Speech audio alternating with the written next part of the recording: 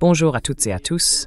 Nous sommes le mardi 3 février 2026 et notre cher ami, notre très cher ami, le colonel Larry Wilkerson est avec nous. Bon retour parmi nous, Larry.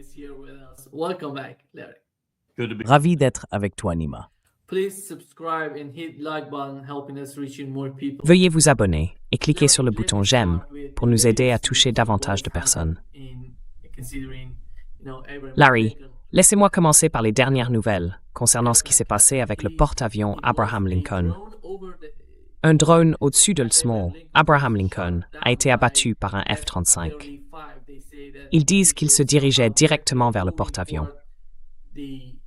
Maintenant, nous voyons l'Iran déclarer qu'il fera de même s'il repère des drones américains, et ils ont ensuite envoyé un nouveau drone là-bas pour tout surveiller.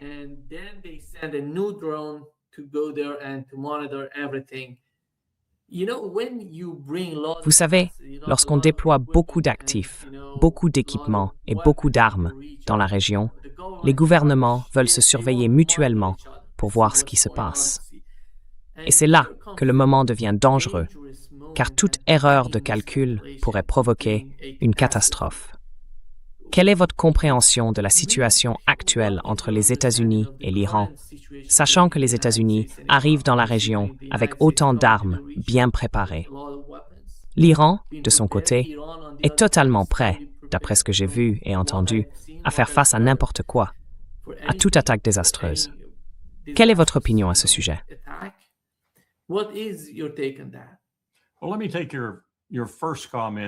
Eh bien, laissez-moi d'abord répondre à vos premiers commentaires.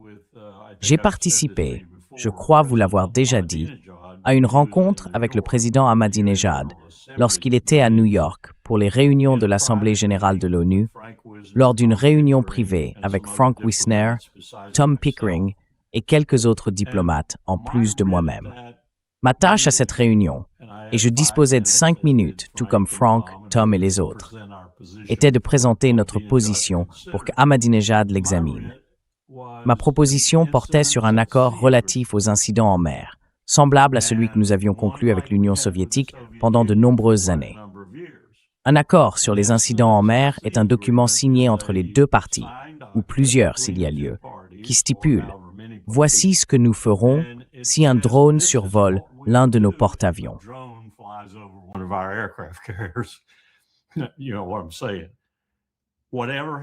Tu vois ce que je veux dire. Quoi qu'il arrive, ce sont les canaux que j'examinerai immédiatement, avec lesquels je parlerai et que j'alerterai. Ce sont tes canaux pour la même chose. De cette façon, nous désamorçons toute situation de ce genre qui pourrait dégénérer en fusillade. Nous n'avons pas pu conclure un accord significatif sur les incidents en mer avec les Iraniens, mais nous sommes parvenus, je pense, à une entente solide selon laquelle nous ne déclencherions pas de guerre. Nous consulterions nos différentes autorités, nous poserions des questions et nous utiliserions la radio et les mécanismes de communication, etc. Et cela dépendait de savoir s'il s'agissait du CGRI en mer ou de la Marine nationale en mer.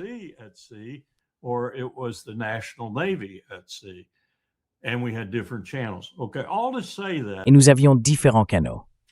Bon, tout cela pour dire que les drones, selon leur type, font une différence. Maintenant, s'il s'agissait d'un grand drone de type Predator ou Reaper, ce serait une autre affaire. Mais s'il s'agit d'un petit drone, ils sont désormais reconnus comme des outils de reconnaissance par les armées du monde entier. L'Ukraine les a rendus presque omniprésents, en un sens, parce que tant de gens en fabriquent. Donc, c'est un peu comme un drapeau qui se lève et dit « Que faites-vous ici et pourquoi êtes-vous là ?» Je vous observe. Peut-être que je vous photographie, mais je ne suis pas armé. Je ne suis pas là pour vous tirer dessus.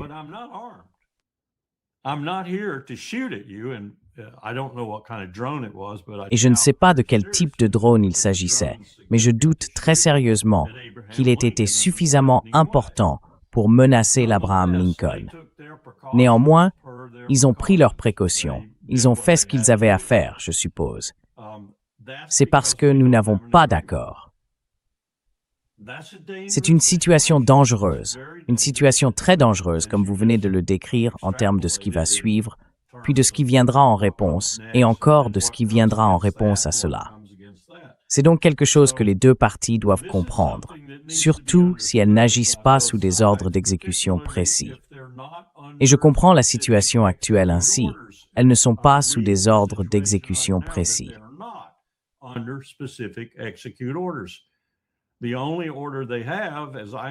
Le seul ordre qu'ils ont, d'après ce que je comprends, est de faire preuve de force. Ensuite, le président décidera et émettra un décret exécutif pour lancer une opération militaire, rentrer à la maison ou quelque chose entre les deux. C'est donc une situation très dangereuse, comme vous venez de le suggérer. Il faut garder la tête froide des deux côtés, et j'espère qu'il y a des esprits posés des deux côtés. Maintenant, abordons la question plus large. Je pense que nous en sommes à un point où les négociations ou les discussions, malgré la méfiance iranienne, une méfiance compréhensible à notre égard, et malgré le ministre des Affaires étrangères Zarif, qui dit que la confiance est la chose la plus importante dans toute négociation. Et il a raison. Et nous ne l'avons pas.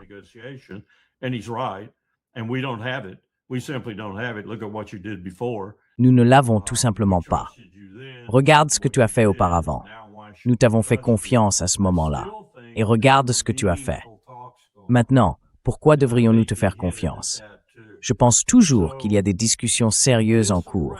Et je crois qu'il l'a lui aussi laissé entendre. Donc, ce déploiement de force est la manière qu'a Trump de faire comprendre que si tu ne participes pas à ces discussions et si tu ne te rapproches pas d'une manière ou d'une autre de ce qu'il veut, il pourrait leur ordonner de tirer. Maintenant, pour faire suite à cela, je ne pense pas qu'il y ait la moindre chance au monde, à part un accident que tu viens justement d'évoquer, qu'il leur ordonne de tirer. Vraiment pas. Je pense que tout cela n'est qu'un bluff de Donald Trump. Et il bluffe avec un instrument très dangereux dans une situation très dangereuse. Mais cela reste malgré tout un bluff.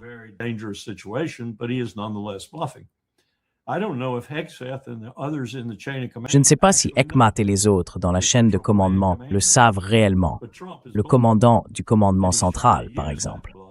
Mais Trump bluffe et il essaye d'exploiter ce bluff. Et voici ce qui me sidère vraiment. Ce qu'il cherche, c'est le JCPOA. Il l'avait et il l'a rejeté.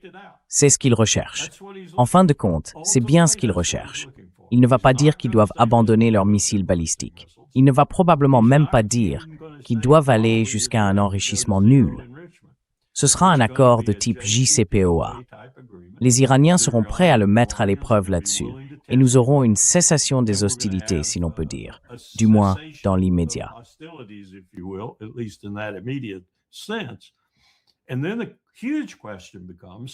Et alors, la grande question devient, et c'est pour cela que je te la pose, est-ce que Witkoff apporte à Jérusalem une massue à l'effigie de Donald Trump pour rencontrer Netanyahou? Le principal obstacle va être Netanyahou. Mais je pense que les forces de défense israéliennes l'ont convaincu que ce n'est tout simplement pas le moment de faire cela, parce qu'elles lui ont expliqué ce qui arriverait à Israël s'il le faisait. Nous avons donc une sorte de statu quo en ce moment entre les principaux acteurs. L'Iran ne veut pas vraiment la guerre, mais y est prêt jusqu'au bout. Trump ne veut pas la guerre non plus, mais il veut conclure un accord quelconque dont il puisse se vanter en disant « Oh, c'est ma 15e guerre que j'ai arrêtée, et j'ai besoin de l'accord de paix, du prix Nobel de la paix maintenant. » Ce genre de choses.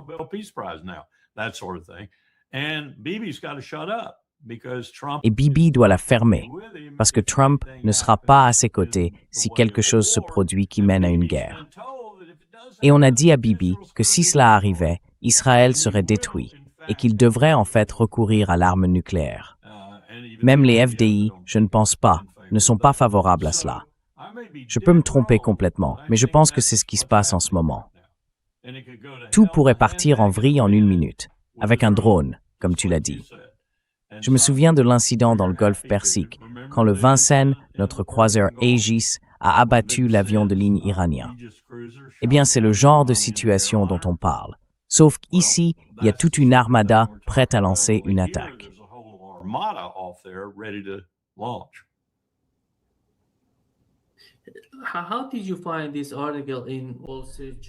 Comment as-tu trouvé cet article dans le Wall Street Journal?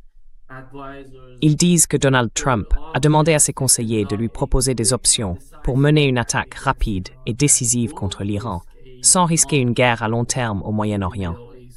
Mais il semble que ses conseillers lui aient dit qu'une telle option n'existe pas. Bingo. It doesn't. Bingo. Non, non, cela n'existe tout simplement pas.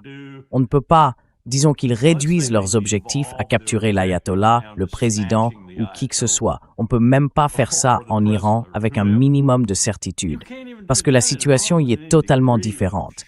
Il y a bien plus de capacités dans le complexe iranien pour te contrer.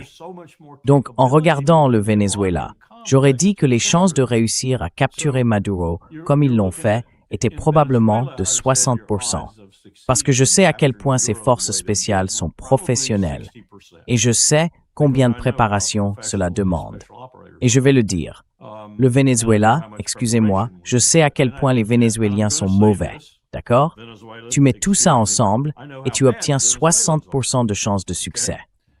Tu combines ces éléments avec l'Iran et tu obtiens environ 10% de chances de succès et 85 à 90% de chances de déclencher une guerre plus vaste. Et ce n'est pas un risque que Trump veut prendre. And that's not a risk Trump wants to take. Yeah. Steve Witkoff s'est rendu en Israël aujourd'hui pour parler avec Netanyahou et comprendre le point de vue israélien. Il semble qu'Israël plaide pour l'absence d'enrichissement sur le sol iranien, le retrait de tout l'uranium enrichi déjà présent en Iran et des restrictions sur le programme de missiles iranien. Le dernier point est assez remarquable à évoquer.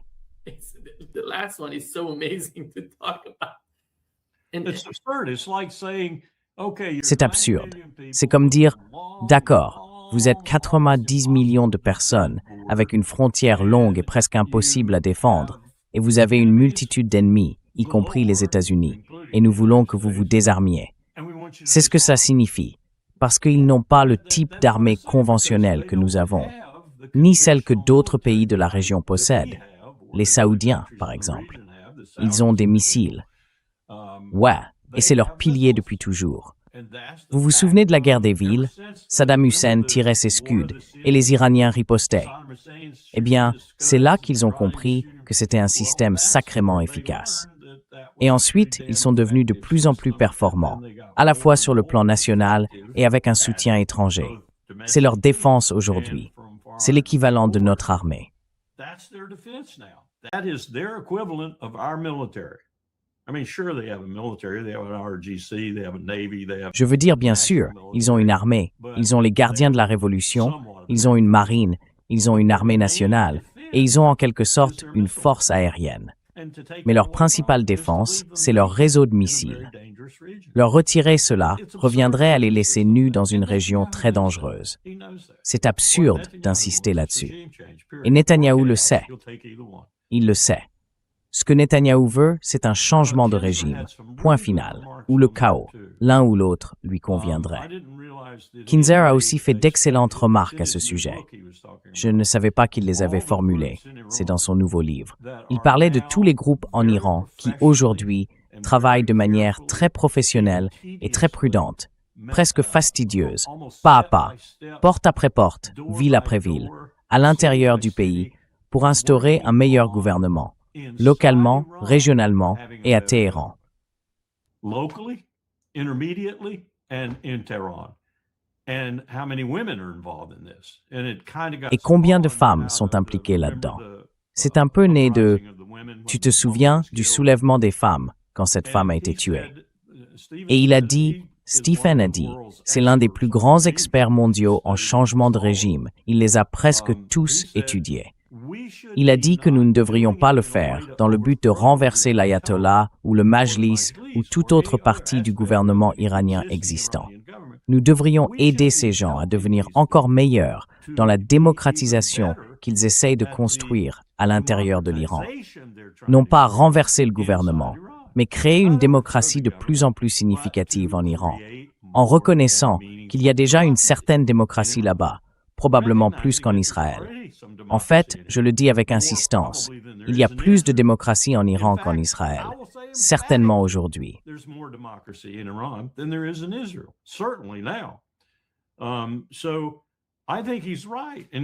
Donc je pense qu'il a raison. Et il dit, ne laissez pas les groupes habituels s'en charger. L'USAID et vous savez ce que nous envoyons pour provoquer un changement de régime.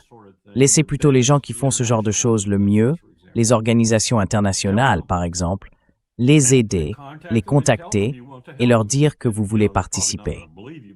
Et vous savez, ils ne vont probablement pas vous croire parce qu'ils pensent que nous essayons aussi de renverser le régime.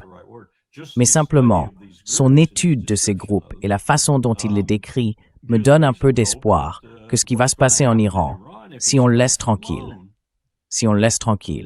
c'est que le peuple iranien va modifier son gouvernement lentement au fil du temps pour qu'il soit de plus en plus à l'écoute de ses besoins. Et c'est ce que vous voulez.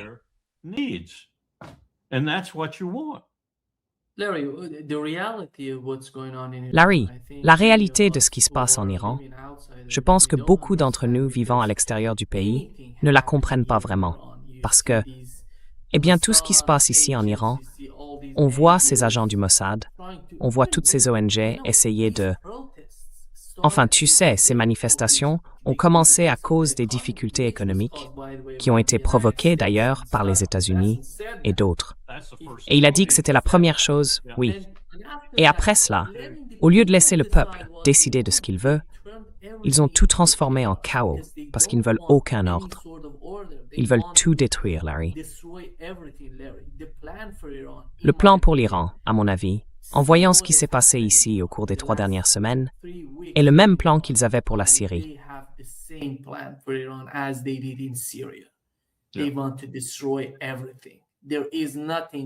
Ils veulent tout détruire. Il ne reste plus rien à être. Eh bien, ils vont tout faire pour créer une nouvelle Syrie ici, en Iran. Et c'est ça le problème. C'est ça le danger, à mon avis. Et le gouvernement le comprend parfaitement. Ils savent que ces gens sont sérieux. J'ai parlé avec certains d'entre eux. Ce sont des personnes complexes, très intelligentes. Ils savent ce qui se passe. Ils voient les différences. Ils perçoivent l'incertitude du peuple concernant l'économie. Ils savent faire la distinction entre des émeutes et des manifestations. Ils le savent. Mais après tout, l'Iran est différent, Larry. Tu ne peux pas imaginer quelque chose comme ça se produire en Iran.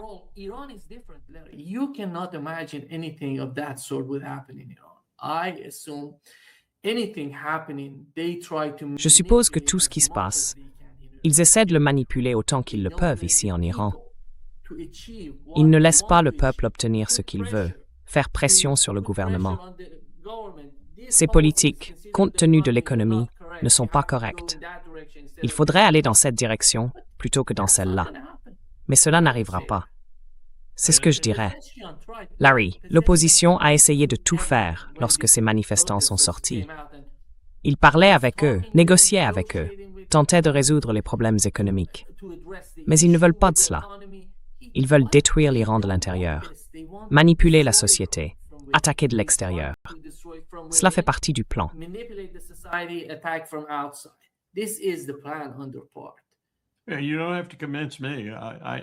Tu n'as pas besoin de me convaincre. Je sais quelles sont les motivations. J'ai été au sein du gouvernement, au sein de l'armée, pendant plus de 40 ans. Je sais quelles sont les motivations de l'Amérique. En gros, la motivation dans l'armée était d'inverser le coup d'État, celui que l'ayatollah a réussi. C'était la principale motivation. C'est encore la motivation pour des gens comme John Bolton et d'autres. Ils n'aiment tout simplement pas être surpassés. Et ils ont le sentiment que les Iraniens nous ont surpassés. Alors, ils veulent renverser cela. Et ils se moquent complètement de la destruction qu'ils peuvent causer aux 90 millions d'Iraniens qui n'y sont absolument pour rien. Ils veulent juste se venger.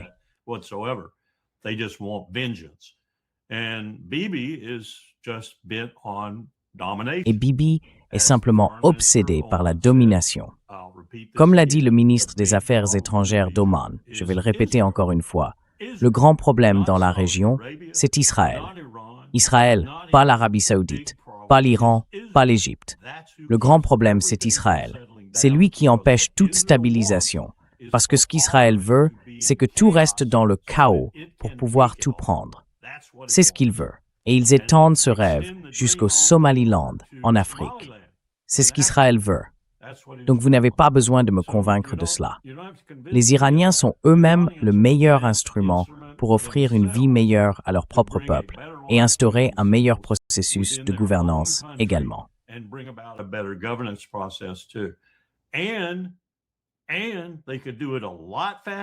Et ils pourraient le faire beaucoup plus rapidement et de manière bien plus fluide si nous levions à la fois les sanctions primaires et secondaires et si nous poussions les Européens à lever les leurs. L'Iran serait un pays florissant. C'est la dernière chose que Bibi Netanyahou souhaite.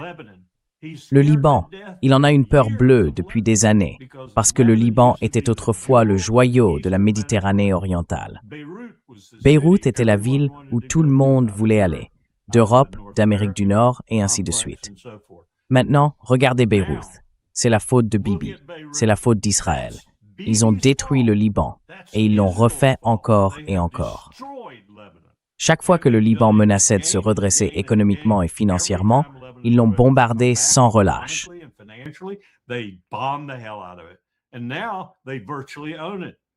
Et maintenant, ils le possèdent pratiquement. C'est l'objectif de Bibi, c'est l'objectif d'Israël. Je n'ai pas besoin de continuer à dire Bibi, c'est l'objectif d'Israël. Et ils veulent faire la même chose avec l'Iran. Je pense que nous sommes dans une impasse, où l'argent de Myriam et tout le reste de l'argent juif n'ont pas forcément réussi à convaincre Donald Trump qu'il veut franchir cette dernière étape pour Bibi. J'espère avoir raison. Je ne pense pas qu'il y aura une guerre, à moins d'un accident, comme tu le disais, à moins que quelqu'un ne commence à tirer et que tout à coup, il devienne impossible d'arrêter les tirs. Parce qu'il faut le croire, je dois le croire en tant que professionnel militaire. Tout le monde est en alerte maximale en ce moment. Je veux dire, une alerte à la moindre étincelle.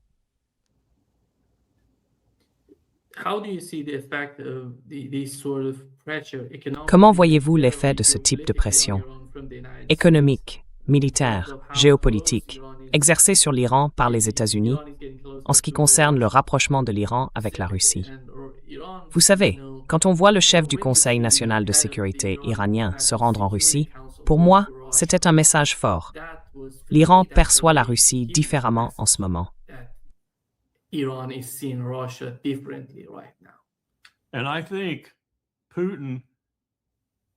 je pense que Poutine n'est pas tant mis sous pression en Ukraine par l'Ukraine elle-même, comme une guerre de choix, si l'on veut, que par la manière dont l'Ukraine immobilise son armée, parce qu'il sait qu'il a ses obligations dans le cadre du traité de défense qu'ils ont signé avec l'Iran. Et il sait à quel point l'Iran est important pour la Russie. Les gens l'oublient. Regardez une carte. Voyons. La Russie et l'Iran sont très proches. C'est une zone stratégique pour la Russie. Et je ne pense pas qu'il ait conclu cet accord avec Téhéran à la légère. Je pense qu'il l'a fait délibérément, très sérieusement. Et je pense qu'il est déterminé à remplir sa part de l'accord, quelle qu'elle soit. Mais il est immobilisé. Il est fortement immobilisé en Ukraine.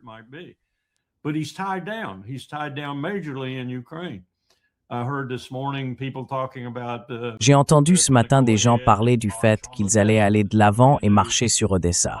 Il va y avoir une nouvelle opération, dès que le sol pourra supporter les chenilles des chars et tout le reste. Ils vont avancer sur Odessa, et il va élargir la guerre et prendre Odessa. Bon, d'accord, très bien. Mais je pense qu'il a actuellement les yeux fixés sur deux endroits différents. Il se concentre sur la fin de cette opération militaire spéciale, sans qu'elle ne se transforme en guerre plus large avec l'OTAN.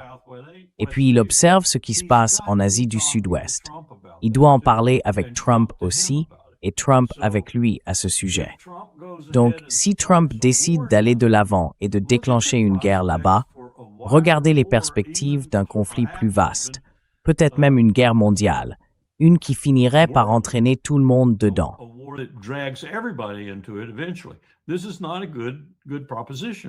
Ce n'est pas une bonne proposition. Donc, de plus en plus, pour Poutine, je pense que cela devient autant une question d'Asie du Sud-Ouest que de l'opération militaire spéciale. Et il veut libérer une partie de ses forces là-bas afin d'avoir d'autres options militaires. Nous le menaçons aussi dans d'autres régions et il a besoin de la flexibilité qu'apporterait la fin de cette opération. Je ne pense pas qu'il y renoncera. Mais cela expliquerait certaines choses qu'Anatole Lievin, par exemple, a écrites sur ce que la Russie est prête à faire lors des négociations. Ils sont disposés à laisser l'Ukraine avoir une armée et elle peut disposer d'un certain nombre de forces. Le chiffre que j'ai entendu est bien plus élevé que ce que je pensais que la Russie accepterait.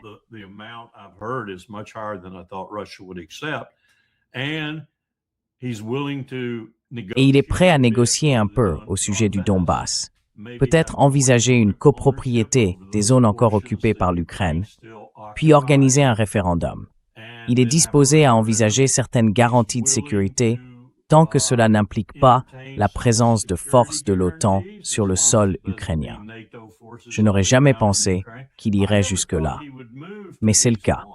Et je pense que l'une des raisons n'est pas seulement l'Ukraine, mais aussi le fait qu'il voit ce qui se passe ailleurs et qu'il constate à quel point son armée est mobilisée en Ukraine. Donc tout cela, on pourrait penser que si quelqu'un prenait le temps d'y réfléchir, tout cela s'influence mutuellement. Et la dernière chose dont nous avons besoin, c'est d'une grande guerre en Asie du Sud-Ouest.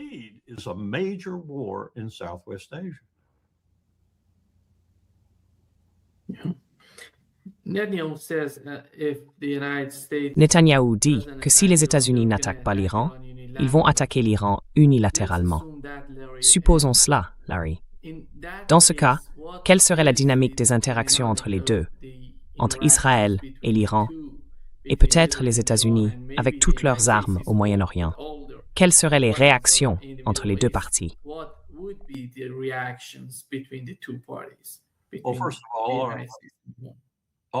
Eh bien, tout d'abord, toutes nos armes ne se trouvent pas au Moyen-Orient. Je veux dire une quantité considérable, certes, mais pas toutes. Et nos armes les plus redoutables, bien sûr, sont dans des silos et des sous-marins. Il ne me surprendrait pas que Bibi fasse une menace de ce genre, mais il me surprendrait énormément qu'il la mette à exécution. Et ensuite, il me surprendrait énormément que la direction de Tsahal le laisse faire, car elle sait qu'elle serait détruite. La question devient donc, cette direction laisse-t-elle Netanyahou aller de l'avant et le faire parce qu'il sait les convaincre, parce qu'il les persuade que Trump interviendra, qu'il ne laissera pas Israël tomber, qu'il prendra les choses en main?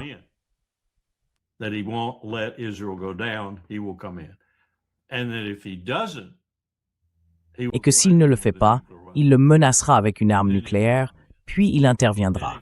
Et s'il ne cède toujours pas, Bibi utilisera l'arme nucléaire. Maintenant, je ne sais pas quelle est la position de la direction de Tsahal à ce sujet. On m'a dit par une autorité compétente qu'ils y sont très opposés. Mais je pense que c'est la dynamique à l'œuvre ici. Et Bibi joue un jeu très dangereux. Très dangereux. Et d'ailleurs, Donald Trump aussi. Je ne sais pas si Donald Trump se rend compte à quel point le jeu auquel il joue est dangereux. Je soupçonne qu'il commence à en avoir une idée, car il doit bien rester au Pentagone quelques personnes prêtes à lui dire la vérité. Du moins, je l'espère.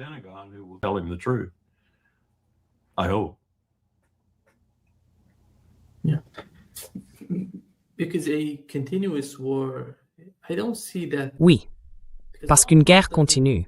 Je ne vois pas cela arriver, car Donald Trump ne le veut pas, Larry. Quand on regarde ce qu'est Donald Trump et qu'on considère son comportement depuis plus de 12 mois, et même pendant l'administration précédente, Trump 1.0, penses-tu qu'il soit prêt à tout sacrifier pour, à mon avis, une guerre stupide entre les États-Unis et l'Iran? Nous savons bien que personne n'en sortirait vainqueur, au final. C'est pourquoi tous ces États arabes sont si effrayés par ce qui se passe individuellement. C'est pourquoi la Turquie essaye de tout faire. Le Pakistan essaye de faire quelque chose. Ils comprennent qu'une situation pourrait découler de ce genre de guerre si quelque chose se produisait.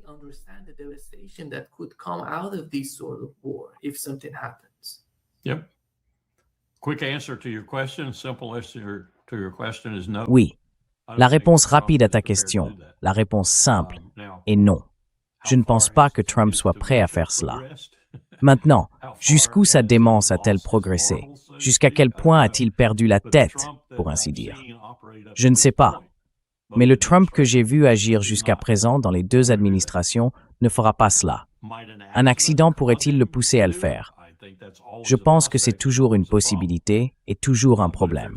Mais s'ils discutent et s'ils le font au bon niveau, alors même un accident, comme le drone ou autre, devrait être gérable. Maintenant, ce serait différent si... Eh bien, je ne vais pas m'aventurer là.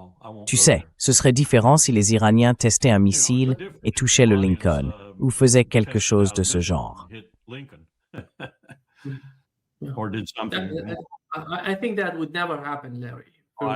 Je pense que cela n'arriverait jamais, Larry.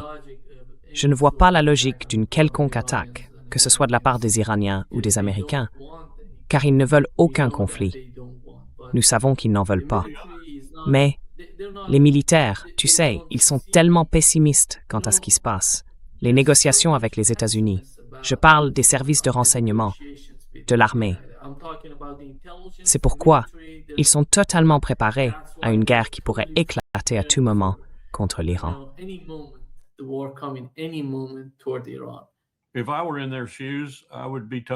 Si j'étais à leur place, je n'aurais absolument aucune confiance envers les États-Unis d'Amérique. Aucune confiance du tout. Je ne croirais pas un mot de ce qu'ils disent. Donc, s'ils parviennent à un accord quelconque qui entraîne le retrait de l'armada et attire l'attention de Trump de manière positive, ce sera principalement parce qu'ils auront mis leur méfiance de côté, ce qu'il est difficile d'imaginer compte tenu de ce que nous leur avons fait jusqu'à présent.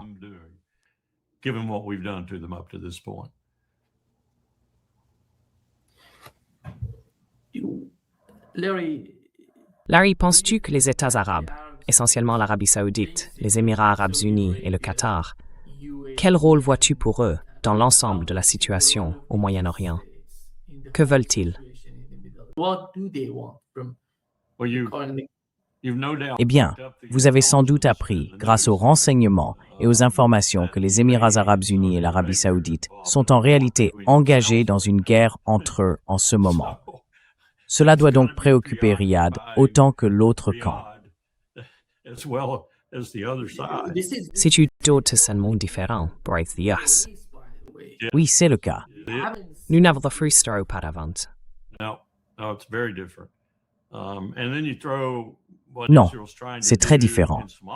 Et puis, il faut ajouter ce qu'Israël essaie de faire au Somaliland, ce que Riyad n'apprécie pas du tout.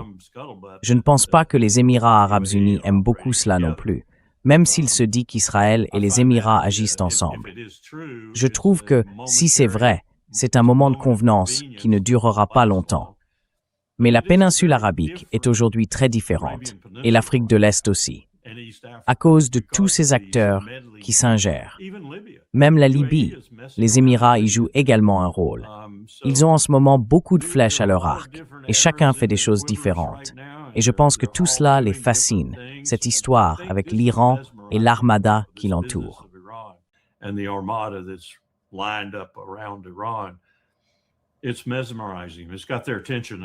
C'est fascinant. En d'autres termes, cela capte leur attention. Et cela retient particulièrement celle de Riyad, car ils se demandent ce que l'Iran pourrait faire à leur capacité d'acheminer le pétrole par le détroit d'Ormuz. Et c'est possible. La dernière fois que cela s'est produit, la flambée des prix du pétrole a été spectaculaire. Je suis sûr qu'il y a des gens dans le monde, pas pour ce moment précis, mais qui accueilleraient cela favorablement, notamment certains vendeurs de pétrole américains. Mais tout cela dépasse largement la compréhension de ceux qui devraient orchestrer la situation, les Trump, les Mohammed Ben Salman et d'autres dirigeants. J'espère qu'ils ne réfléchissent pas en ces termes.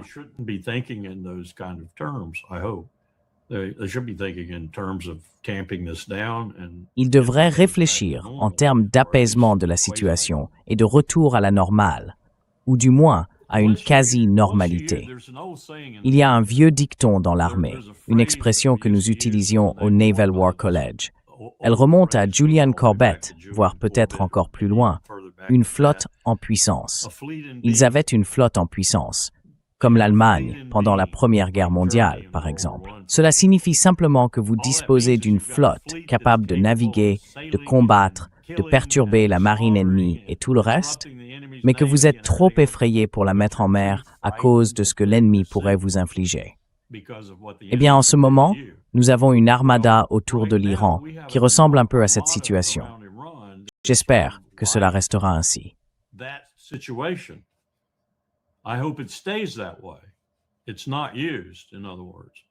En d'autres termes, ce n'est pas utilisé, parce que je pense que nous allons découvrir que la flotte en activité autour de l'Iran et tout ce qui l'accompagne va se retrouver dans une sacrée panade, comme on disait autrefois en Corée, si elle agit. Et elle va entraîner tout le monde dans la même panade. Cela n'aidera personne. Cela n'aidera pas la région. Cela n'aidera pas le monde. Cela n'aidera pas les ventes mondiales de pétrole, ni la fiabilité de ces ventes.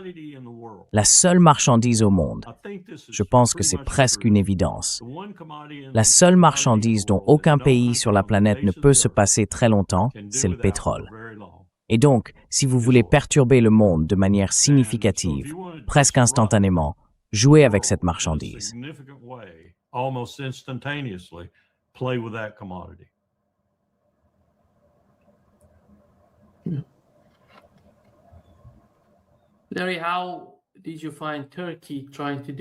Larry, comment vois-tu la Turquie essayer de tout faire? Je pense qu'ils ont parlé avec les États-Unis, ils ont parlé avec les Iraniens. Nous savons que la Turquie rencontre beaucoup de difficultés en Syrie et aussi avec Israël. Mais ils ne veulent rien d'autre, aucun nouveau conflit qui affecterait la Turquie. Alors, à quel point le président des États-Unis est-il proche et qui a l'avantage pour le convaincre de la vision d'ensemble pour la région? Est-ce l'Arabie Saoudite, le Qatar ou Erdogan? Je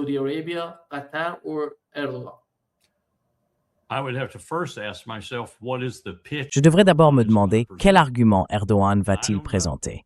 Et je ne sais pas. Franchement, je ne sais pas. Il a été très changeant quant à la direction qu'il semble vouloir prendre, avec la Turquie, avec la Syrie, avec l'Iran. Vous savez, si l'on y regarde de près, Erdogan doit penser que les 90 millions d'habitants de l'Iran sont aussi importants pour l'économie et le bien-être de la Turquie que tout autre facteur dans la région. Surtout après que l'Union européenne l'a repoussé à maintes reprises. Je veux dire, s'il veut considérer un pays ayant le potentiel d'être un partenaire commercial d'une utilité maximale pour la Turquie, c'est bien l'Iran. En particulier un Iran sans sanctions et disposant d'une relative liberté de participer à cette économie.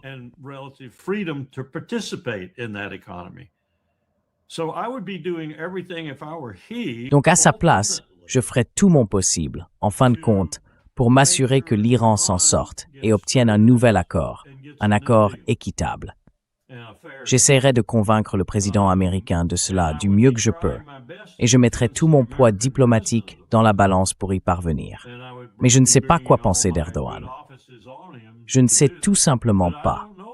Il est devenu un personnage très changeant à bien des égards, disant une chose, en faisant une autre, puis encore autre chose, tout en tenant un discours différent. Et il a d'autres problèmes à gérer aussi, notamment ses propres difficultés politiques, y compris ce monsieur à Istanbul qui obtient des résultats bien meilleurs que lui dans les sondages. Et si j'ai bien compris, il serait peut-être même mieux placé en termes d'organisation de parti que, comment dire, son propre parti.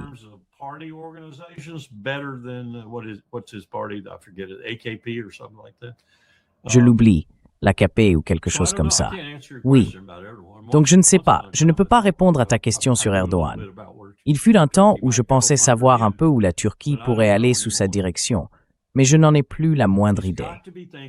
Il doit tout de même réfléchir à l'avenir. Et l'avenir ne passe pas par un Iran détruit. Ce n'est tout simplement pas le cas. Et réfléchis à ceci. Que fais-tu pour renforcer ce tyran à Jérusalem? Si tu plonges l'Iran dans le chaos, la région dans le chaos par conséquent, et que tu détruis, au moins temporairement, la fluidité des marchés pétroliers mondiaux, que fais-tu? Il reçoit, d'après ce que j'ai compris, d'énormes sommes d'argent en frais de transbordement pour tout le pétrole qui traverse sa région. On dit que ce pétrole ne sera pas affecté. Au contraire.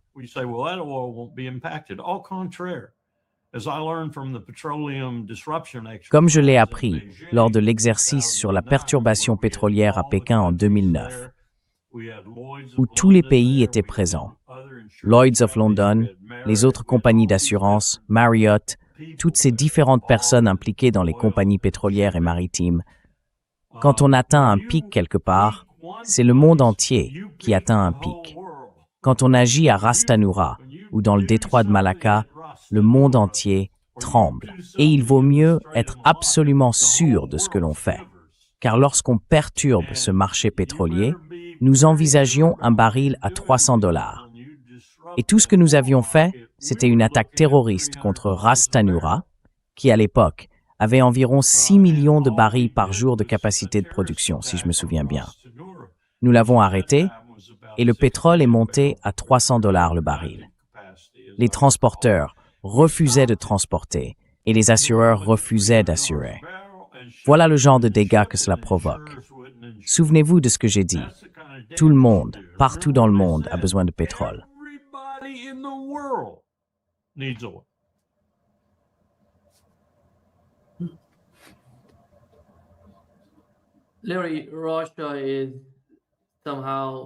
Larry, la Russie est, eh bien, disons-le ainsi, la guerre atteint Kiev et tout est en train de changer. Au fil du temps, le gouvernement de Kiev et le peuple ukrainien perdent de plus en plus. Et il ne semble pas que la réalité de la guerre soit perçue telle qu'elle est par l'Union européenne, ni même par le chef de l'OTAN. Il était là, il était à Kiev. Et Lindsey Graham demande à Donald Trump d'envoyer des missiles Tomahawk à l'Ukraine. Où en est-on avec la situation de l'Ukraine? Que veulent-ils? Des gens comme Lindsey Graham, que veulent-ils de l'Ukraine? Parce qu'il semble que l'Ukraine soit en quelque sorte en train de s'effondrer et que personne ne semble se soucier de ce qui s'y passe. L'essence de Lindsey Graham, c'est qu'il est prêt à sacrifier chaque homme, femme, bébé, chien, chat et toute autre créature vivante sur le sol ukrainien, simplement pour occuper Poutine. Voilà Lindsey Graham. Voilà les néoconservateurs en général. Voilà plusieurs membres de l'administration Trump. Mais ils ont un peu reculé, car ils ont vu où en était leur président. Et comme la plupart de son administration, ce sont de véritables courtisans, ils ne veulent pas avoir d'ennui. Regardez Tulsi Gabbard, par exemple, en Géorgie, au téléphone avec Trump. Tout ce qu'elle a fait, c'est dire merci, ou quelque chose comme ça.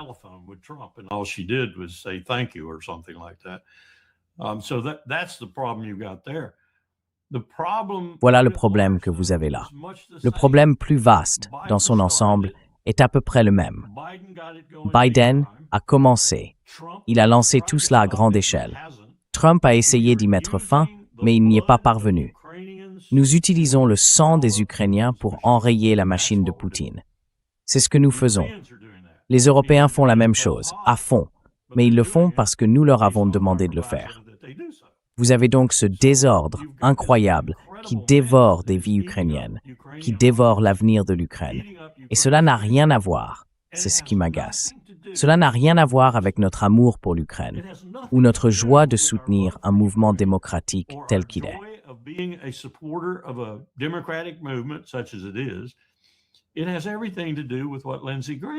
Cela a tout à voir avec ce que Lindsey Graham veut que cela ait à voir, à savoir occuper Poutine et affaiblir son pouvoir. Point final.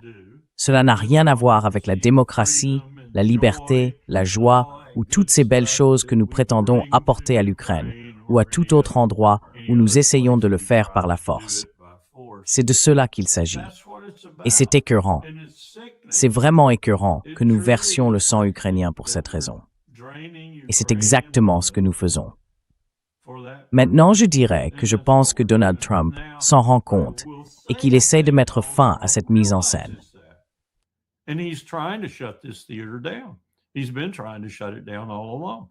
Il essaie de le faire cesser depuis le début.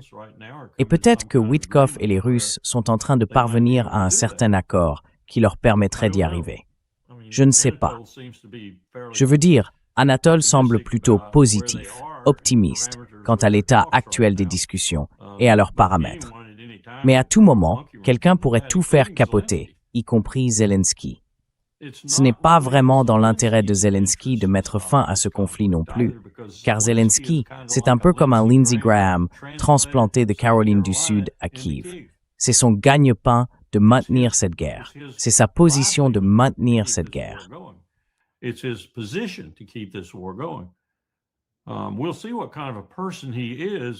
Nous verrons quel genre de personne il est si la Russie a vraiment accepté certaines des conditions qu'Anatole détaille dans son article.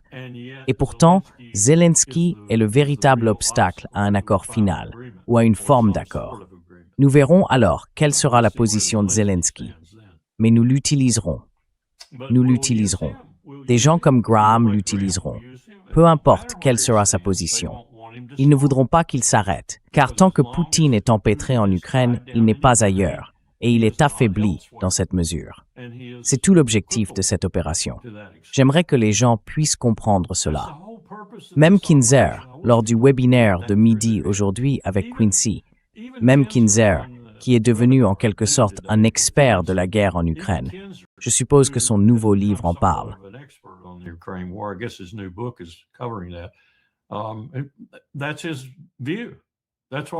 C'est son point de vue. C'est ce que nous faisons, utiliser l'Ukraine pour atteindre Poutine. Nous ne nous soucions pas le moins du monde de l'Ukraine. Maintenant, je ne dis pas que les Américains ne s'en soucient pas, surtout les Américains d'origine ukrainienne. Je ne dis pas qu'il n'y a pas de gens qui soutiennent sincèrement l'Ukraine au nom de la démocratie et tout cela de sa victoire ou autre. Mais ce que fait le gouvernement des États-Unis, c'est provoquer la mort de la jeunesse ukrainienne, et d'autres aussi, pas seulement les jeunes, à cause de tous les bombardements et de tout le reste, afin d'occuper Poutine. Ce que nous faisons est répréhensible, mais c'est compréhensible dans ce que John Mearsheimer appelle un monde obésien.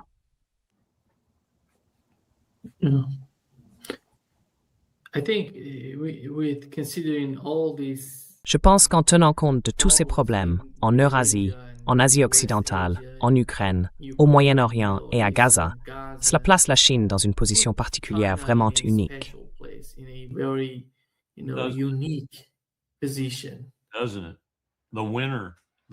N'est-ce pas? Le gagnant, le gagnant. Je lisais un article ce matin qui montre le succès économique d'environ 12 ou 13 pays asiatiques, la Malaisie, Singapour, l'Indonésie et ainsi de suite. Et comment ils n'imposent de sanctions à personne. Ils n'ont pas de bombes qui tombent. Ils n'ont pas d'avions qui attaquent un autre pays. Ils n'ont pas de drones larguant des bombes sur d'autres pays. Ils n'ont rien de tout ce bazar dans certaines des économies les plus prospères du monde. Et ils gagnent plus d'argent qu'ils n'en ont jamais gagné auparavant. 45, 50% du PIB mondial est généré par ces 12 pays. Incroyable. Tout cela dans l'ombre de ce grand tyran, la Chine, qui n'est elle non plus pas préoccupée par des sanctions ou des guerres ou que ce soit. Hey mec, as-tu besoin d'un meilleur indicateur du type de monde qui fonctionne vraiment?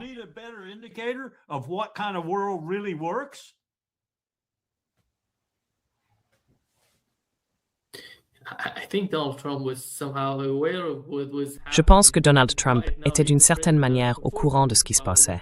En ce moment, en tant que président, avant d'arriver au pouvoir, avant d'être élu, ce qui se passe est totalement à l'opposé de ce dont il parlait.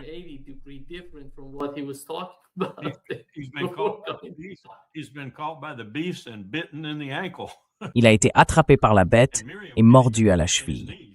Et Myriam l'a mordu au genou. Le vrai problème pour Donald Trump durant cette première année de son second mandat, je n'hésiterai même pas, c'est Bibi Netanyahou.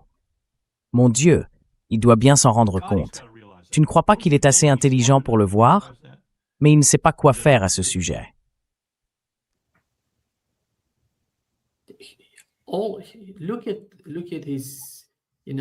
Regardez son, vous savez, envoyé spécial et les personnes qui se réunissent toutes pour parler de ce conflit en Ukraine avec l'Iran. Ce sont tous, vous savez, le même genre de personnes. Ils sont tous, en quelque sorte, sionistes. Vous savez, Kushner avec Dieu, et le nouveau qui a rejoint Josh, si je ne me trompe pas. Plein aux as. Qui sont ces gens et comment? En temps de guerre, on pourrait supposer, puisqu'ils négociaient sur le cas de l'Ukraine, que l'Iran suivrait de près ce qui se passe entre la Russie et les États-Unis, ainsi que la capacité de Vytautas et de son équipe à gérer la question ukrainienne. Jusqu'à présent, rien n'a émergé. Beaucoup de choses positives sont dites. Nous savons, comme vous l'avez mentionné, que Donald Trump semble vouloir agir, mais en réalité, rien ne se passe. Depuis plus de 12 mois, il mène ces discussions et pourparlers sans interruption.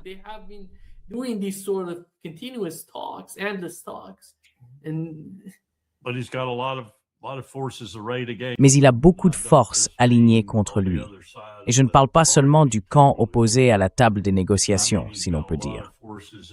Je veux dire qu'il a beaucoup de forces au sein du Congrès républicain. Il a beaucoup de forces parmi les membres de son cabinet, qui ont des moyens de contourner ce qu'il veut faire de temps à autre, Marco Rubio étant l'un des plus en vue. Je ne pense pas que Hegseth fasse beaucoup de cela. Je pense que Hegseth suit assez fidèlement ses directives, ou du moins ses orientations générales. Mais il y a d'autres personnes. Je ne laisserai certainement pas son secrétaire au Trésor en dehors de cela. Et il y en a d'autres en dessous, au 2e, 3e et 4e niveau.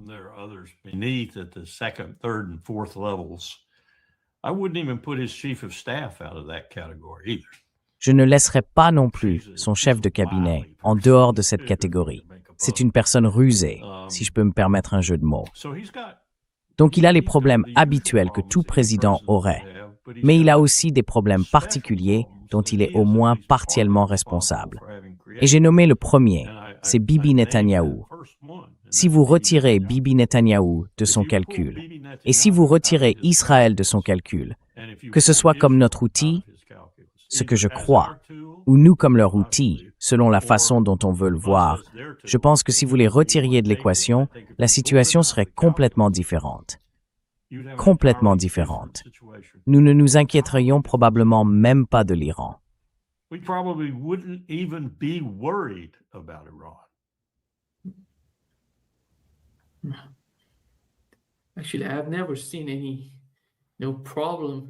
En réalité, je n'ai jamais vu le moindre problème. Je ne sais pas. Si l'on retire Israël de l'équation, qu'est-ce qui vraiment crée des obstacles à rapprocher ces deux pays? Je parle de l'Iran et des États-Unis. Il n'y a aucun problème entre eux si Israël n'est pas au milieu de tout ça.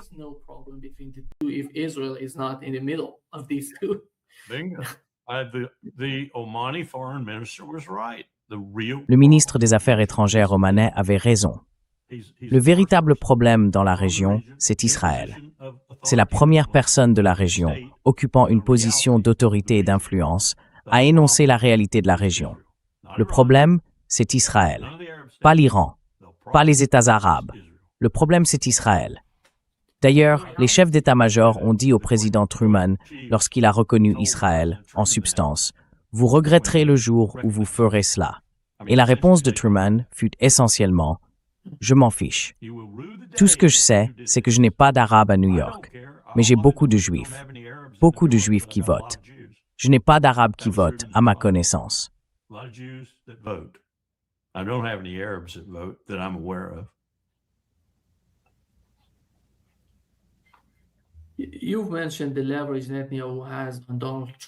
Vous avez mentionné l'influence que Netanyahou exerce sur Donald Trump, mais nous connaissons la réalité de la politique intérieure aux États-Unis.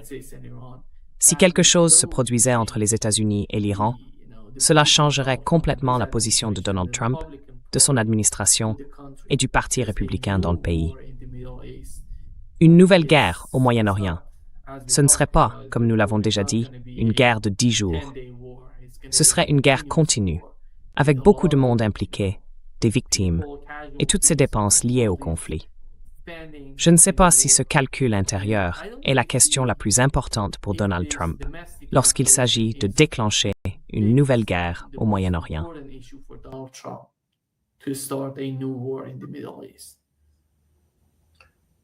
Tu veux dire, comment je pense que ça va influencer son approche?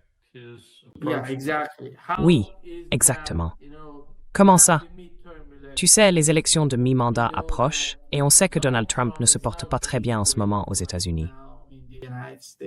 Very badly, actually. Very badly. In fact, I would predict Très mal, en réalité. Très mal. on time. En fait, je prédirais dès maintenant que si les élections de mi-mandat avaient lieu comme prévu, les républicains subiraient une lourde défaite dans les deux chambres. Ce que cela signifie, j'ai peur de le dire, car tout porte à croire que ce que fait l'ICE, notamment dans le Minnesota, ailleurs aussi, mais plus visiblement dans le Minnesota, et la manière dont ils le font, ainsi que ce dont il a parlé à ce sujet, avec les quelques rétropédalages qu'il a fait récemment à cause des meurtres dans le Minnesota. Mais malgré tout cela me donne l'impression qu'il se prépare à une prise de pouvoir. Une prise de pouvoir qui commencerait probablement par l'annulation des élections de mi-mandat. Il parle maintenant de fédéraliser les élections dans 15 États. He's talking now about federalizing elections in 15 states. That's just the camel's nose under the tent. C'est juste le pied du chameau sous la tente. Il veut s'assurer que les élections de mi-mandat ne se retournent pas contre les républicains. Et la meilleure façon d'y parvenir, c'est de ne pas les organiser. Donc je pense que c'est sur cela qu'il va se concentrer sur le plan intérieur. Qu'est-ce que cela implique pour la politique étrangère et de sécurité? Cela signifie qu'il va de plus en plus se tourner vers l'intérieur plutôt que vers l'extérieur. C'est une autre raison pour lui de ne pas déclencher quelque chose au Moyen-Orient, en Asie du Sud-Ouest, qui durerait indéfiniment et l'entraverait, à la fois en termes de prise de décision et d'attention, et en termes d'image auprès du peuple américain alors qu'il essaye de conserver le pouvoir. Donc tout cela, c'est toujours comme ça. So all these things are going, they always do. Domestic politics, more often than not, plays. La politique intérieure, le plus souvent, joue un rôle au moins égal, sinon plus important, dans la prise de décision en matière de sécurité nationale, en particulier depuis le 11 septembre. Ce sont donc des temps troublés, sans aucun doute. Des temps troublés pour la Constitution américaine et la République, des temps troublés pour le peuple américain et des temps troublés pour ceux qui, pour ainsi dire, se trouvent sous nos armes ailleurs. Oui, Kinzer disait un peu la même chose ce matin dans son entretien. Je pense que la menace qui pèse sur la République américaine n'a jamais été aussi grande, et j'inclus là la période de 1861 à 1864. Elle n'a jamais été aussi grande.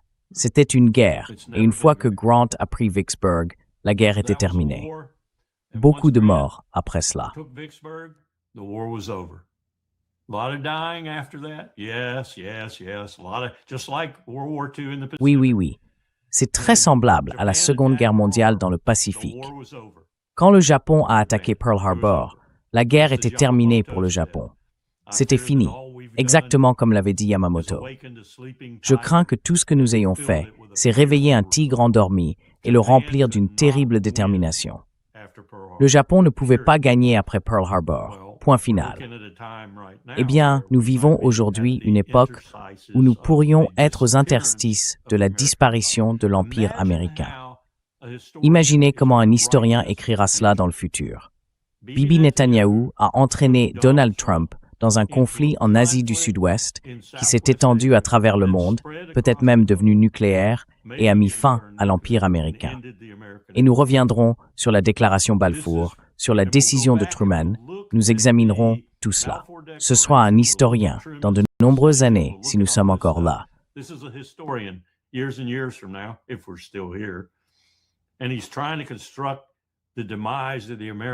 Et il essaye de construire la chute de l'Empire américain, tout comme il construirait la chute de l'Empire romain. Et cela commence ici. Cela commence plus tôt, bien sûr, probablement autour du 11 septembre.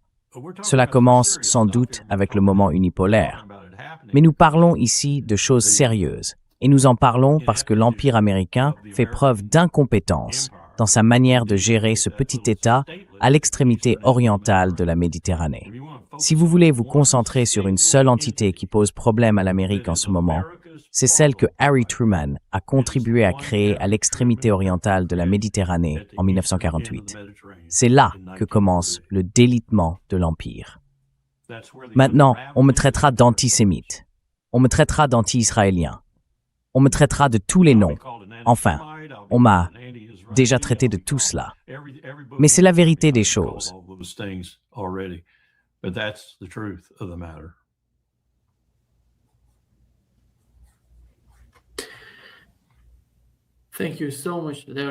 Merci beaucoup, Larry, d'être avec nous aujourd'hui. C'est toujours un grand plaisir. Où es-tu? Es-tu toujours à Téhéran? Oui, je suis dans le sud du pays. Non, je ne suis pas à Téhéran. Internet est revenu, je n'ai pas besoin de le préciser. Peut-être que tu as emporté un studio de Press TV avec toi. Internet est de retour, et c'est pourquoi je peux l'utiliser dans la ville où je me trouve en ce moment. Est-ce que tu comptes retourner un jour au Brésil? Oui, je serai là la semaine prochaine. Je serai de retour au Brésil. Je te parlerai depuis le Brésil. On n'est plus à l'antenne, non? D'accord. Alors concluons, puis on en parlera. Okay.